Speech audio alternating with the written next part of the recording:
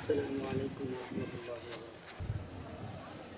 وإذا ما قد جاءكم رسول بالمؤمنين رؤوف رحيم। যুব আন্দোলনের পক্ষ থেকে আমি আজকে আমার এলাকার মানুষের জন্য এই বৃক্ষরোপণ কর্মসূচি হাতে নিয়েছি। আমরা জানি যে একটা স্লোগান রয়েছে, গাছ লাগান পরিবেশ বাঁচান। পরিবেশ ভারসাম্য ঠিক রাখার অন্যতম একটি মাধ্যম হলো গাছ। গাছ আমাদের অক্সিজেন দেয়, গাছ আমাদের অনেক উপকার হয়। যেহেতু আমাদের কেন্দ্র এই কর্মসূচি দিয়েছে, কেন্দ্রীয় কর্মসূচি পালনার্থে যুব আন্দোলনের পক্ষ থেকে সনকান্দা আজকে আমরা গাছ রোপণ এবং মানুষের কাছে বিতরণের এই কর্মসূচিটি পালন করছি। আমাদের বাংলাদেশের একটি সম্পদ গাছ। গাছ লাগালে আমার দেশ উন্নতি হবে। যেখানে খালি জায়গা রয়েছে সেখানে আমরা গাছ লাগাবো।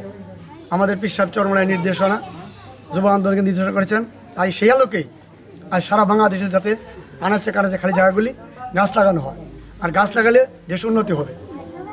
রাসূল সাল্লাল্লাহু আলাইহি ওয়াসাল্লাম বলেন, যে কোনো একটি গাছ যেখানে রাস্তার পাশে লাগাবে ওখানে আমার এক আল্লাহর এক বান্দা অবস্থান নেবে, এটা সদগায়ে জারিয়া।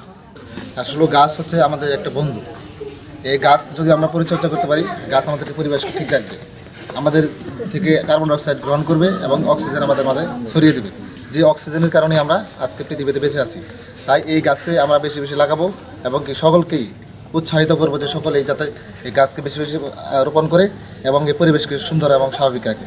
এবং রাসূল সাল্লাল্লাহু আলাইহি ওয়াসাল্লাম হাদিসের মধ্যে একটা কথা বলেছেন, কেউ যদি ফলদার বৃক্ষ রোপণ করে এবং সেই বৃক্ষ থেকে পশু পাখি মানুষ ফল খায়, প্রত্যেকটা ফল তার জন্য সদকা হিসেবে বিবেচিত হবে। রাসূল সাল্লাল্লাহু আলাইহি ওয়াসাল্লাম আমাদেরকে বৃক্ষরোপণের জন্য উৎসাহ দিয়েছেন এবং বৃক্ষরোপণ করার নির্দেশ দিয়েছেন। সেই নির্দেশনা পালনার্থে ইসলামী যুব আন্দোলন বৃক্ষরোপণ কর্মসূচি পালন করছে।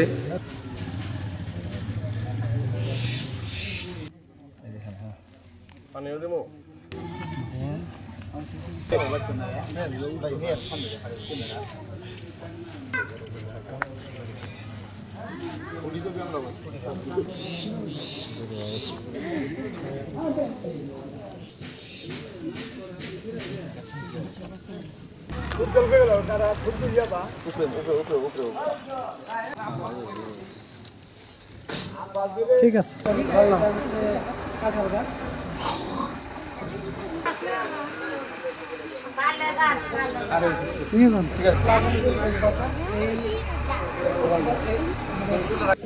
পেয়ারা গাছ না, পেয়ারা গাছ। না সবাই দাঁড়ায়।